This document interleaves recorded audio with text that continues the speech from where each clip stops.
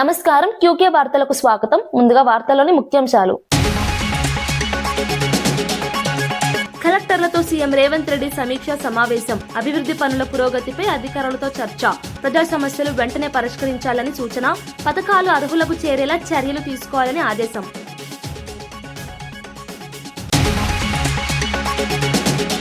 కూటమి ప్రభుత్వంపై అనంత వెంకటరామిరెడ్డి విమర్శలు. ఎన్నికల హామీలు అమలు కాలేదన్న ఆరోపణ. సూపర్ 6 పథకాలపై ప్రభుత్వాన్ని ప్రశ్న. రాష్ట్ర ఆర్థిక పరిస్థితిపై ఆందోళన వ్యక్తం.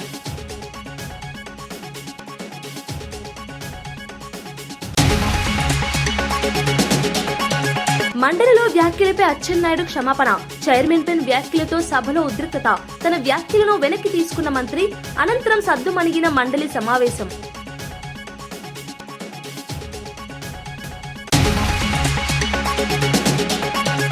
పరకాల నుంచి పోటీ చేస్తానన్న కొండా సుష్మిత. ప్రజల ఆశీస్సులతో ఎమ్మెల్యేగా గెలుస్తానన్న ఆశ.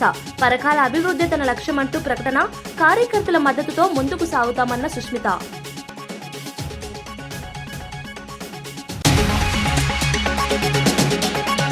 కేసుల ఉపసంహరణపై హోంమంత్రి అనిత వివరణ.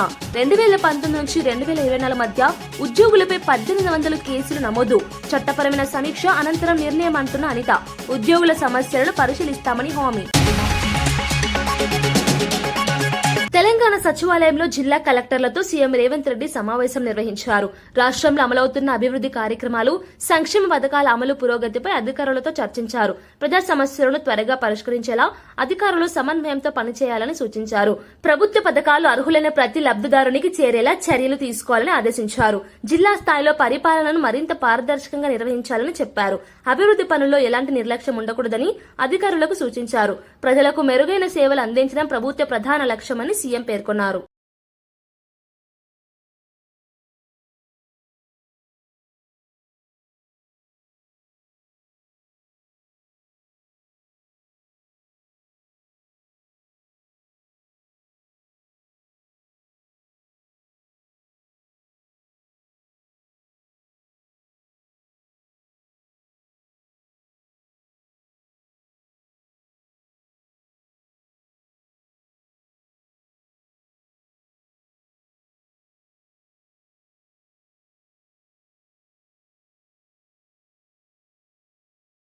ప్రజాస్వామ్యాన్ని కాంగ్రెస్ ప్రభుత్వం ఖూనీ చేస్తుందని మాజీ ఎమ్మెల్యే బాల్కసుమన్ ఆరోపించారు. తనను 16 రోజుల పాటు అక్రమంగా జైల్లో ఉంచి సీఎం రేవంత్ రెడ్డి, మంత్రి వివేక్ రాజకీయ కక్ష సాధింపుకు పాల్పడ్డారని అన్నారు.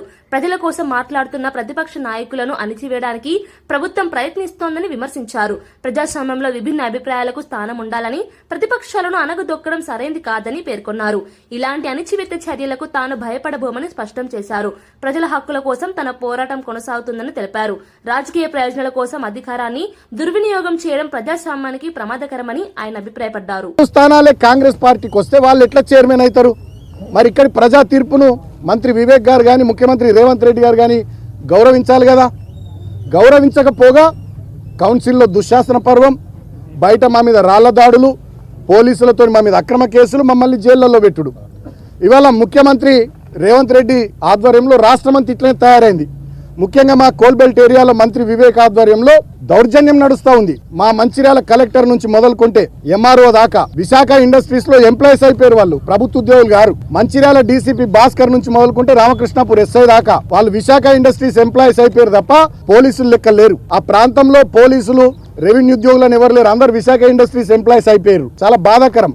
ఇంకొకటి ఏంటంటే అన్నిటికన్నా దుర్మార్గమైనది, సరే రాజకీయాల్లో గెలుస్తాం ఓడిపోతాం, గెలుపును కానీ ఓటమిని కానీ హుందాగా స్వీకరించేటటువంటి సంస్కారం, ఆ ధైర్యం ఉండాలి, ఆ దమ్ము ఉండాలి. వివేక్ గారు చెన్నూరులో 18 స్థానాలకు గాను వాళ్ళు 11 గెలిచారు కాంగ్రెస్ పార్టీ, మేము 4 గెలిచినాం. నేను స్టేట్మెంట్ ఇచ్చిన, చెన్నూరు ప్రజలు ఇచ్చినటువంటి ప్రజా తీర్పును గౌరవిస్తున్నాను నేను స్టేట్మెంట్ ఇచ్చిన.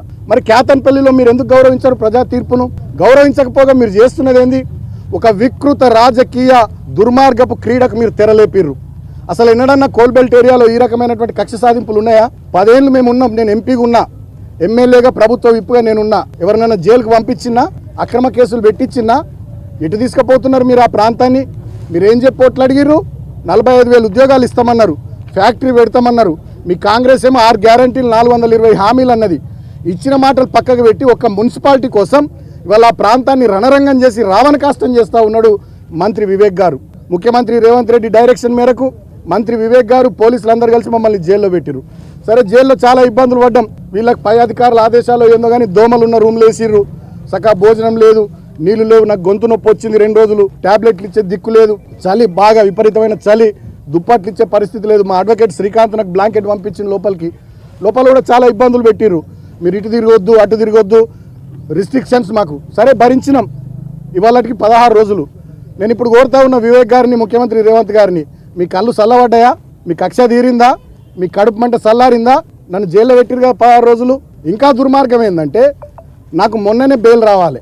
మంచిర్యాల కోర్టు వచ్చింది, హైదరాబాద్ కోర్టు వచ్చింది, చెన్నూరు కోర్టులో నాకు బెయిల్ రావాలి. బలవంతంగా ప్రభుత్వ పెద్దలు ఒత్తిడి చేసి 5వ తేదీకి వాయిదా వేయించింది. కారణం ఏందో తెలుసా? నిన్న హోలీ, ఇవాళ నా చిన్న కొడుకు పుట్టినరోజు. ఈ 2 సందర్భాలలో నేను నా ఇంటికాడ నా కుటుంబ సభ్యులతో ఉండొద్దనే ఒక సాడిస్టిక్ ప్లెజర్. తెలంగాణ రాష్ట్ర చరిత్రలో అత్యధిక విద్యుత్ డిమాండ్ నమోదైందని డిప్యూటీ సీఎం భట్టి విక్రమార్క తెలిపారు. ఉదయం 11 గంటల 1 నిమిషానికి 18,139 మెగావాట్ల గరిష్ట డిమాండ్ నమోదైందన్నారు. ఇది రాష్ట్ర విద్యుత్ సంస్థ చరిత్రలోనే అత్యధిక గరిష్ట డిమాండ్ అని వెల్లడించారు. పెరుగుతున్న వినియోగ అవసరాలను దృష్టిలో పెట్టుకుని విద్యుత్ ఉత్పత్తి, సరఫరా వ్యవస్థలను బలోపేతం చేసినందువల్లే ఈ భారీ డిమాండ్ను ఎటువంటి ఆటంకాలు లేకుండా నిర్వహించగలిగామని పేర్కొన్నారు. విద్యుత్ శాఖ ఉన్నతాధికారులు, సిబ్బంది సమన్వయంతో పనిచేయడం వల్ల ప్రజలకు నిరంతర విద్యుత్ సరఫరా అందించగలిగామని చెప్పారు. ఈ విజయవంతమైన నిర్వహణకు విద్యుత్ శాఖ సిబ్బందిని ఆయన అభినందించారు.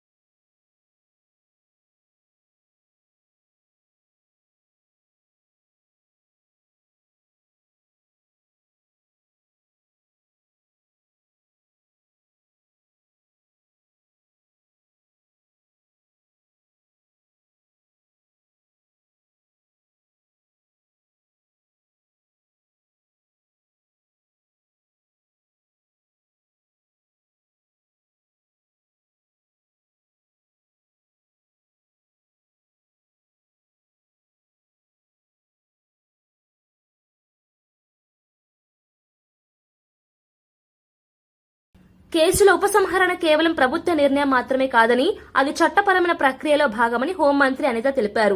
2019 నుంచి 2024 మధ్య హక్కుల కోసం పోరాడిన ఉద్యోగులపై సుమారు 1800 కేసులు నమోదయ్యాయని ఎమ్మెల్సీలు రాజశేఖరం, బీటీ నాయుడు ప్రశ్నోత్తరాల సమయంలో ప్రస్తావించారు. ఈ కేసులపై చట్టపరమైన సమీక్ష జరుగుతుందని మంత్రి స్పష్టం చేశారు. న్యాయపరమైన విధానాలను అనుసరించాల్సిన తర్వాతే కేసులపై నిర్ణయం తీసుకునే అవకాశం ఉంటుందని చెప్పారు. హోమ్ మినిస్టర్ గారు మీ ద్వారా కోరేది ఏంటంటే ఉద్యోగుల మీద పెట్టిన కేసును కొట్టివేయాలని మీ ద్వారా ప్రభుత్వం చర్యలు తీసుకోవాలని మీ ద్వారా కోరుతున్నారు. నాయుడు గారు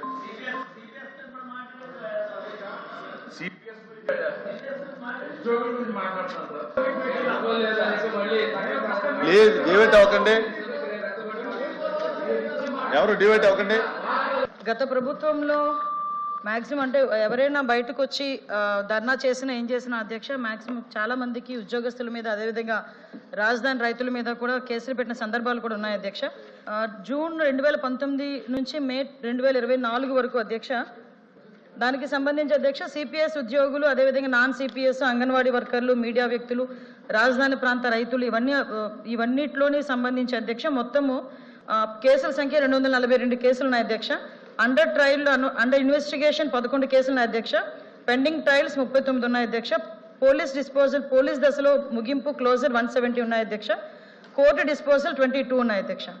సుమారుగా అధ్యక్ష పోలీసు ప్లస్ కోర్టుకు సంబంధించి 192 కేసులో 79.3% డిస్పోజల్ అయినాయి అధ్యక్ష. ఇంకా పెండెన్సీ 20.7% ఉన్నాయి అధ్యక్ష అండర్ ట్రయల్ అధ్యక్ష. అవి ఈ పరంగా మాక్సిమం అధ్యక్ష ఎక్కడెక్కడైతే పోలీసులు ఇన్వెస్టిగేషన్లో అవి తప్పుడు కేసులు అదేవిధంగా తప్పుడు ఆరోపణలు చేశారన్న పరిస్థితి ఉన్నప్పుడు కంపల్సరీగా ఆ కేసెస్ అన్ని కూడా క్లోజ్ చేయడం అయింది అధ్యక్ష. కొన్ని కేసెస్ కోర్టు పరిధిలో ఉన్నాయి కాబట్టి కోర్టు పరిధి ప్రకారంగా కేసు డిస్పోజల్ అనేది అవుతుంది అధ్యక్ష. రాబోయే ఎన్నికల్లో పరకాల నియోజకవర్గం నుంచి తాను పోటీ చేయడం ఖాయమని కొండా సుష్మిత ప్రకటించారు. తమ కుటుంబ రాజకీయ ప్రస్థానం పరకాలలోనే ప్రారంభమైందని ఆమె పేర్కొన్నారు. ప్రజలకు సేవ చేయాలనే లక్ష్యంతోనే రాజకీయాల్లో కొనసాగుతున్నామని తెలిపారు. పరకాల ప్రజల ఆశీస్సులతో ఎమ్మెల్యేగా గెలిచి అభివృద్ధి పనులు చేపట్టాలని సంకల్పించానని చెప్పారు. కార్యకర్తల మద్దతుతో బలమైన రాజకీయ శక్తిగా ఎదుగుతామని పేర్కొన్నారు. తన కుమార్తె ఎంతో ధైర్యవంతురాలని, కార్యకర్తల కోసం ఎవరినైనా ఎదుర్కొనే ధైర్యం ఉందని మాజీ ఎమ్మెల్సీ కొండా మురళి తెలిపారు. పరకాల ప్రజల విశ్వాసాన్ని నిలబెట్టేందుకు కృషి చేస్తామని అన్నారు.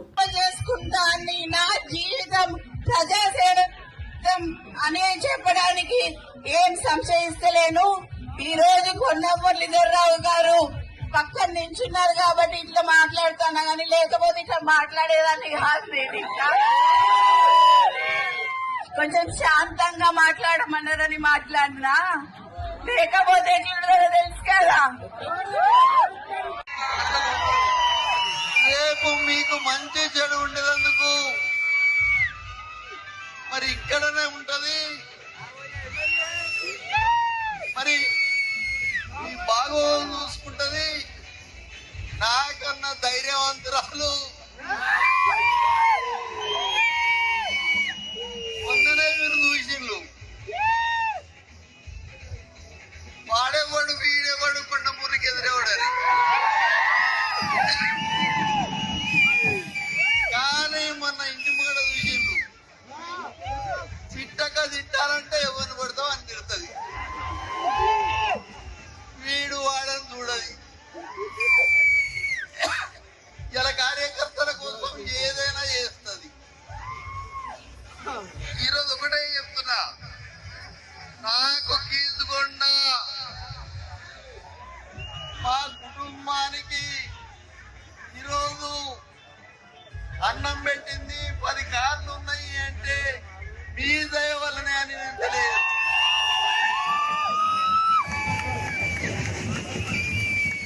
నేను ఆ సాగు నుంచి బయటపడ్డా అంటే బొమ్మల లక్ష్మీనరసింహ స్వామి మీ దయ వల్లనే అని తెలియదు. మరి ఎందుకంటే ఒకటే చెప్తున్నా, పరకాల మనది. రేపు ఎవరు వచ్చినా కొండా సురేఖని వాడు. శాసన మండలిలో మంత్రి అచ్చెన్నాయుడు చేసిన వ్యాఖ్యలు వివాదానికి దారితీశాయి. మండలి చైర్మన్ మోషన్ రాజును ఉద్దేశించి మతపరమైన వ్యాఖ్యలు చేయడంతో సభలో ఉద్రిక్తత నెలకొంది. దీనిపై మండలి చైర్మన్ అభ్యంతరం వ్యక్తం చేస్తూ తాను హిందువునని స్పష్టం చేశారు. తన వ్యాఖ్యలపై వెంటనే స్పందించిన మంత్రి అచ్చెన్నాయుడు క్షమాపణలు తెలిపారు. చేసిన వ్యాఖ్యలను వెనక్కి తీసుకుంటున్నట్లు ప్రకటించారు. అనంతరం సభలో పరిస్థితి సద్దుమణిగింది. ఈ ఘటన రాజకీయ వర్గాల్లో చర్చనీయాంశంగా మారింది. పట్టడం లేదు, తప్పు పట్టకూడదు కూడా, తప్పు పట్టకూడదు కూడా. కానీ శాసన మండలిలో మంత్రి గారు బాధ కలుగుతుంది. నేను తీసుకోను. బాధ కలుగుతుంది. వెంకటేశ్వర స్వామి పవిత్రమే ఇంత దారుణంగా దెబ్బతీస్తున్నారు అధ్యక్ష. ప్రతిరోజు చెప్పి నన్ను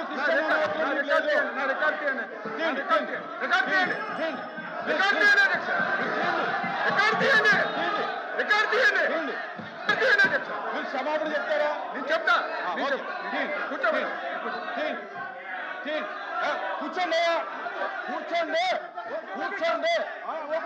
అరే కూర్చోండి, నేను తీస్తాను. కూర్చో, కూర్చో. కిందకి దిగాలి. కూర్చోండి,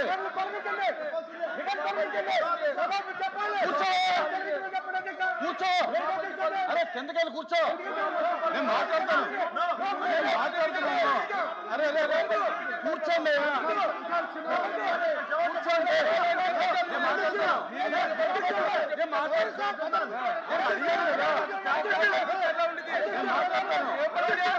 కూర్చోండి. కూర్చోండి, ప్లీజ్ కూర్చోండి. నేను మాట్లాడతాను. కూర్చోండి.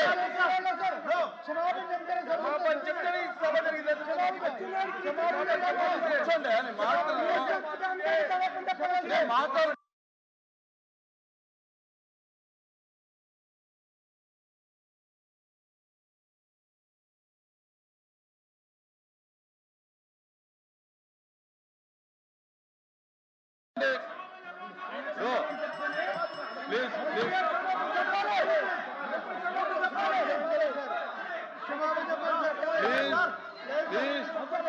కూర్చోండి, నేను మాట్లాడినా ఉండే.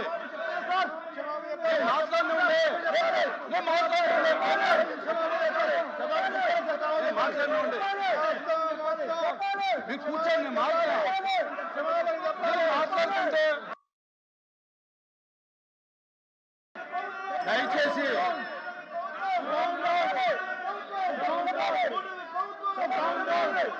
ప్లీజ్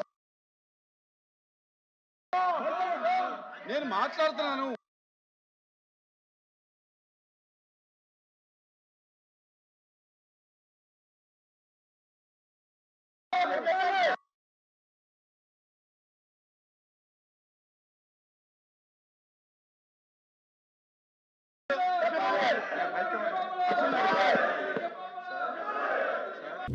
కూటమి ప్రభుత్వంపై అనంత వెంకట్రామిరెడ్డి తీవ్ర విమర్శలు చేశారు. ఎన్నికల సమయంలో ఇచ్చిన హామీలను అమలు చేయకుండా ప్రజలను మోసం చేస్తున్నారని ఆరోపించారు. సూపర్ 6 హామీల్లో నిరుద్యోగ భృతి, మహిళలకు నెలకు 1500 వంటి పథకాలపై ప్రభుత్వం స్పందించడం లేదన్నారు. అంగన్వాడీ కార్యకర్తలపై పోలీసులు లాఠీచార్జి చేయడం దారుణమని విమర్శించారు. రాష్ట్రంలో పరిశ్రమలు రావడం లేదని, కమిషన్లు ఇవ్వలేక అనేక కంపెనీలు ఇతర రాష్ట్రాలకు వెళ్లిపోతున్నాయని ఆరోపించారు. అమరావతిని రియల్ ఎస్టేట్ వెంచర్ గా మార్చారని, రాజధాని పేరుతో భారీ అప్పులు తీసుకుంటున్నారని అన్నారు. ఈ విధానాలతో రాష్ట్ర ఆర్థిక పరిస్థితి దెబ్బతింటుందని ఆయన విమర్శించారు. ప్రభుత్వం కూడా చంద్రబాబు నాయుడు గారి నాయకత్వం, చంద్రబాబు నాయుడు గారికి పరిపాటి అయింది. ఎందుకంటే నాలుగో మారు ముఖ్యమంత్రిగా ప్రమాణ స్వీకారం చేసిన తర్వాత ఏ ఎన్నికల ముందు కూడా అనేకమైన హామీలు ఇవ్వడం, ఆ హామీలు అనేది కూడా విస్మరించడం అనేది కూడా పరిపాటిగా మారిపోయింది. సూపర్ 6 అమలు చేస్తానని చెప్పేసి అనేకమైన హామీలు కూడా ఇవ్వడం జరిగింది. ఇంతవరకు మొదటి సంవత్సరం అంటే 2024 జూన్లో ప్రమాణ స్వీకారం చేసిన తర్వాత ఈ ప్రభుత్వం మొదటి సంవత్సరం అంతా కూడా ఒక్క హామీని కూడా అమలుపరచలేదు. తర్వాత కొన్ని హామీలు అమలుపరిచిన అన్నీ కూడా కోతలతోనే అమలుపరిచినారు తప్ప పూర్తిగా కూడా అమలుపరిచిన ఘన చరిత్ర ఈ కూటమి ప్రభుత్వానికి కూడా. దాంట్లో భాగంగానే ఉద్యోగస్తులకు కావచ్చు, లేకపోతే వ్యవసాయదారులకు, రైతులకు కానీ, విద్యార్థులకు, తర్వాత యువకులకు అందరికీ కూడా అనేకమైన హామీలు ఇవ్వడం జరిగింది. ఇంతవరకు ఏది కానీ హామీలు అనేది కూడా అమలు పరచలేదు. ఏదైనా కానీ అడిగితే చాలు డైవర్షన్ పాలిటిక్స్, లేకపోతే వారిపైన కఠినమైన చర్యలు కూడా తీసుకోవడానికి కూడా ఎక్కడ కానీ వెనుకాడు లేకుండా ఉండే ప్రభుత్వం కూడా ఈరోజు కూడా. అంతెందుకు సోషల్ యాక్టివిటీస్ను కూడా సామాజిక దాంట్లో మాధ్యమాల్లో కూడా ఏదైనా కానీ పెడితే, ఈ ప్రభుత్వమైన పెడితే చాలు వారిపైన కేసులు పెట్టడం, కేసుల్లో ఇరికించడం, అరెస్టు చేయడం, ఒక భయభ్రాంతులు చేసే విధంగా కూడా పోతా ఉంది. కానీ ఆయన ఇచ్చిన హామీలు ఎక్కడ కానీ అమలు పరచలేదు. సూపర్ 6 హామీలలో కూడా ఇంతవరకు కూడా మహిళలకు వచ్చేసి 18 సంవత్సరాలు నిండిన ప్రతి మహిళకు కూడా 1500 ఇస్తామని చెప్పి హామీ ఇవ్వడం జరిగింది.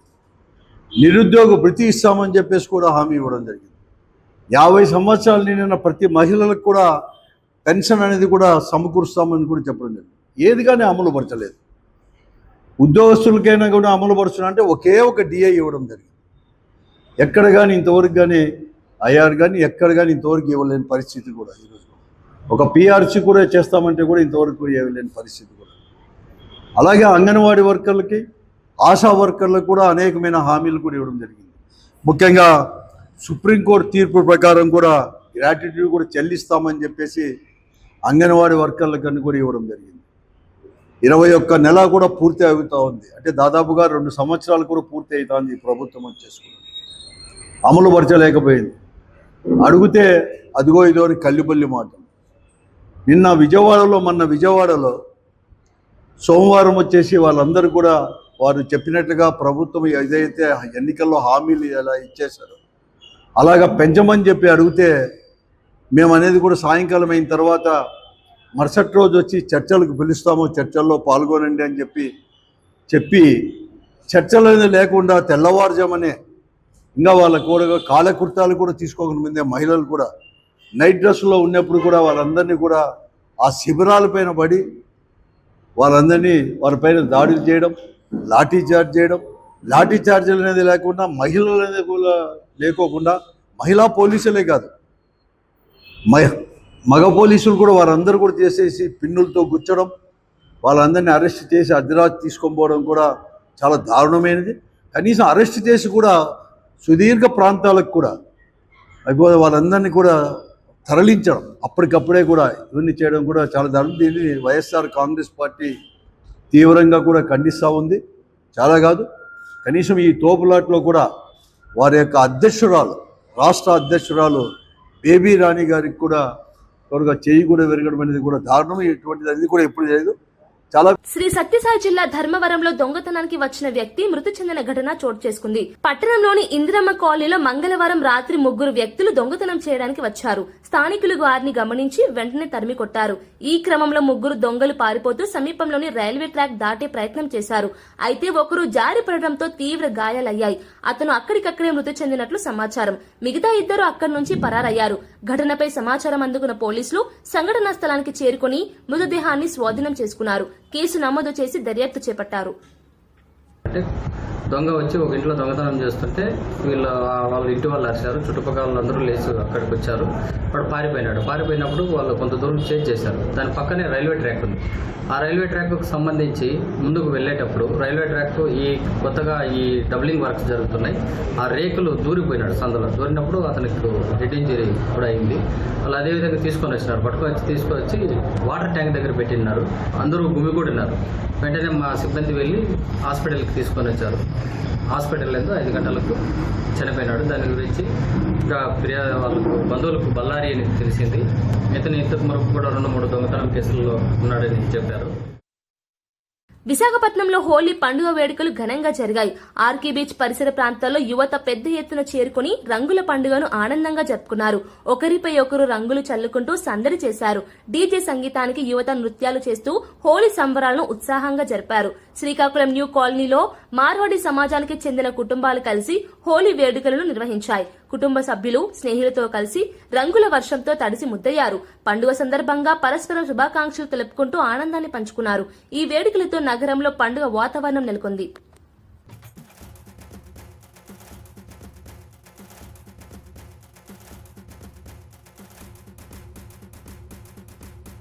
గుంటూరు జిల్లా మంగళగిరి క్రికెట్ స్టేడియంలో ఆంధ్ర ప్రీమియర్ లీగ్ నిర్వహించనున్నట్లు ఏసీఏ అధ్యక్షుడు కేశినేని శివనాథ్ తెలిపారు. ఏసీఏ ప్రధాన కార్యదర్శి సానా సతీష్ బాబుతో కలిసి ఆయన స్టేడియాన్ని పరిశీలించారు. మే నెలలో ఏపీఎల్ మ్యాచ్లు నిర్వహించనున్నట్లు వెల్లడించారు. అప్పటికి మైదానంలో అవసరమైన మౌలిక వసతులు పూర్తి చేసేలా చర్యలు తీసుకుంటామని తెలిపారు. అలాగే మంగళగిరి, మూలపాడు క్రికెట్ మైదానాల్లో జోనల్ మ్యాచ్లు నిర్వహించేందుకు కూడా ఏర్పాట్లు చేస్తున్నట్లు చెప్పారు. రాష్ట్రంలో క్రికెట్ అభివృద్ధి కోసం ఏసీఏ పలు కార్యక్రమాలు చేపడుతోందని ఆయన పేర్కొన్నారు. డొమెస్టిక్ క్రికెట్ ఆడే విధంగా, లీగ్ మ్యాచ్లు, జోనల్ మ్యాచ్లు ఆడే విధంగా ఇక్కడ స్టేడియం డెవలప్ చేయడమే కాకుండా రేపు రాబోయే కాలంలో ఏపీఎల్ని ఆంధ్రప్రదేశ్ మొత్తానికి తీసుకెళ్దామనే ఆలోచనతో ముందుకు వెళ్తున్నాం. ఆ ఏపీఎల్కి హెడ్ ఆఫీస్ కింద మంగళగిరి స్టేడియంని పెడదాం. ఏపీఎల్ ఎక్కువ మ్యాచ్లు మంగళగిరిలోను, అంతేకాకుండా మూలపాడులోను, కడపలోను ఇట్లా అన్ని ప్రాంతాల్లో నిర్వహిద్దామని ఆలోచిస్తున్నాం. దానిలో భాగంగా మంగళగిరి స్టేడియంని సందర్శించి వర్కులు ఏమేమి జరుగుతున్నాయో పరిశీలిద్దామని వచ్చాం. ఈ స్టేడియంని అభివృద్ధి చేసి చక్కటి స్టేడియంగా ఉపయోగించే విధంగా ఇక్కడికి వచ్చి దీని ఏర్పాట్లు పరిశీలిస్తూ జరుగుతుంది. రాబోయే సీజన్ ఆఫ్ ఏపీఎల్ ప్రారంభోత్సవం మ్యాచ్ మంగళగిరి స్టేడియంలో స్టార్ట్ అవ్వాలి. మేము ఈ 45 నుంచి 60 రోజుల లోపల మొత్తం మంగళగిరి స్టేడియంని రూపురేఖలు మార్చి డొమెస్టిక్ క్రికెట్ ఆడటానికి వీలుగా, అదేవిధంగా మా ఆలోచన దీన్ని స్పోర్ట్స్ సెంటర్గా మార్చి డిఫరెంట్ స్పోర్ట్స్ కూడా ఎలా ఉపయోగించాలి అన్న ఉద్దేశంతో మాస్టర్ ప్లాన్లు అవి వేయటం జరిగింది. Andhra cricket association centre of ఎక్సలెన్సీగా మార్చి మూలపాడులో కూడా 2 గ్రౌండ్లు ఉన్నాయి. అక్కడ కూడా ఒక 50 రూములు నిర్మించడం జరుగుతుంది. అదే మంగళగిరిలో కూడా 100 నుంచి 150 మంది ప్లేయర్లు ఇక్కడ ఉండటానికి అనువుగా రూమ్స్ నిర్వహించి ప్రతిదీ కూడా ఇక్కడే అనువుగా ఉండేటట్టు ఫిజియోథెరపిస్ట్ కానీ డాక్టర్స్ కానీ ఆ విధంగా ఆలోచనతో ముందుకెళ్తున్నాం. ఏపీ పబ్లిక్ సర్వీస్ నియామకాల సవరణ బిల్లుకు శాసనసభ ఏకగ్రీవంగా ఆమోదం తెలిపింది.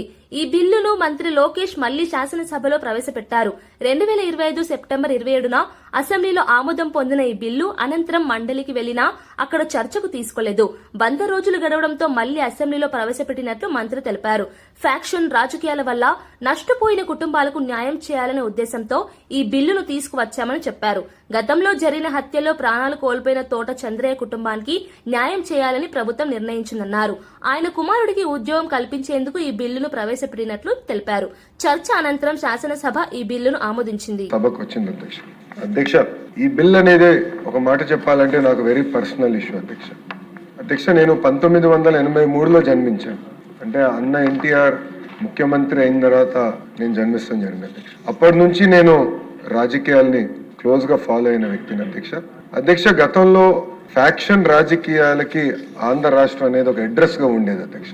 అలాంటిది 1995లో గౌరవ ముఖ్యమంత్రి శ్రీ నారా చంద్రబాబు నాయుడు గారు అధికారంలోకి వచ్చినప్పుడు ఏ పార్టీ అని చూడకుండా ఫ్యాక్షన్ రాజకీయాలకి ఫుల్ స్టాప్ పెట్టాలన్న లక్ష్యంతో ఆనాడు ఆయన ఒక యుద్ధం ప్రకటించారు అధ్యక్ష. ఒక పక్కన ఫ్యాక్షనిజం, ఇంకో పక్కన నక్సలిజం పైన కూడా ఆయన పోరాడారు అధ్యక్ష. 2004 తర్వాత అధ్యక్ష, ఆనాటి ముఖ్యమంత్రి రాజశేఖర్ రెడ్డి గారు ఆయన అధికారంలోకి వచ్చిన మొదటి 2 సంవత్సరాల్లో సుమారుగా 164 మంది తెలుగుదేశం పార్టీ కార్యకర్తల్ని తిరుమల శ్రీవారిని పలువురు ప్రముఖులు దర్శించుకున్నారు. బుధవారం వీఐపీ ప్రారంభ విరామ దర్శన సమయంలో ప్రధాని నరేంద్ర మోదీ సోదరుడు ప్రహ్లాద్ మోదీ స్వామివారి సేవలో పాల్గొన్నారు. అలాగే రాజ్యసభ సభ్యుడు కృష్ణయ్య, మాజీ క్రికెటర్ వివిఎస్ లక్ష్మణ్, తమిళ నటుడు నీలగిరి రవి, నటి మిత్రా శర్మ వేర్వేరుగా తిరుమల చేరుకుని శ్రీవారిని దర్శించుకున్నారు. దర్శనానంతరం రంగనాయకుల మండపంలో ఆలయ పండితులు వారికి వేదాశీర్వచనం అందించారు. అనంతరం స్వామివారి తీర్థ ప్రసాదాలను అందజేశారు. తిరుమలలో భక్తుల రద్దీ కొనసాగుతుండగా ప్రముఖుల దర్శనం సందర్భంగా ఆలయ అధికారులు ప్రత్యేక ఏర్పాట్లు చేశారు.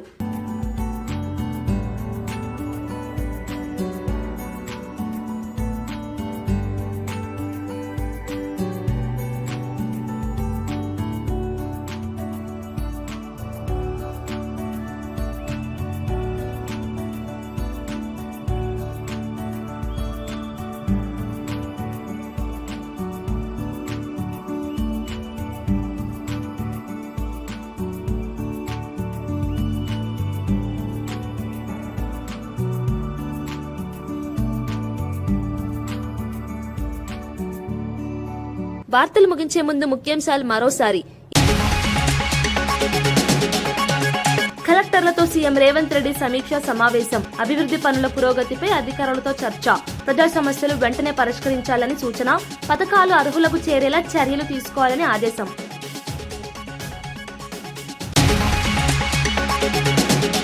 కూటమి ప్రభుత్వంపై అనంత వెంకటరామిరెడ్డి విమర్శలు. ఎన్నికల హామీలు అమలు కాలేదన్న ఆరోపణ. సూపర్ 6 పథకాలపై ప్రభుత్వాన్ని ప్రశ్న. రాష్ట్ర ఆర్థిక పరిస్థితిపై ఆందోళన వ్యక్తం.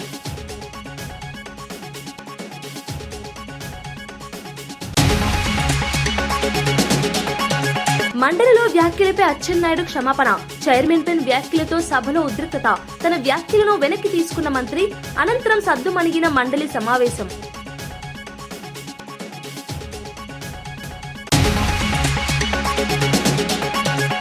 పరకాల నుంచి పోటీ చేస్తానన్న కొండా సుష్మిత. ప్రజల ఆశీస్సులతో ఎమ్మెల్యేగా గెలుస్తానన్న ఆశ. పరకాల అభివృద్ధి తన లక్ష్యమంటూ ప్రకటన. కార్యకర్తల మద్దతుతో ముందుకు సాగుతామన్న సుష్మిత.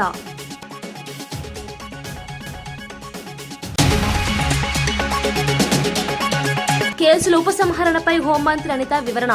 2019 నుంచి 2024 మధ్య ఉద్యోగులపై 1800 కేసులు నమోదు. చట్టపరమైన సమీక్ష అనంతరం నిర్ణయం అంటున్న అనిత. ఉద్యోగుల సమస్యలను పరిశీలిస్తామని హామీ. ఇవి ఈనాటి వార్తా విశేషాలు. మరో బులెటిన్లో మళ్ళీ కలుద్దాం. నమస్కారం.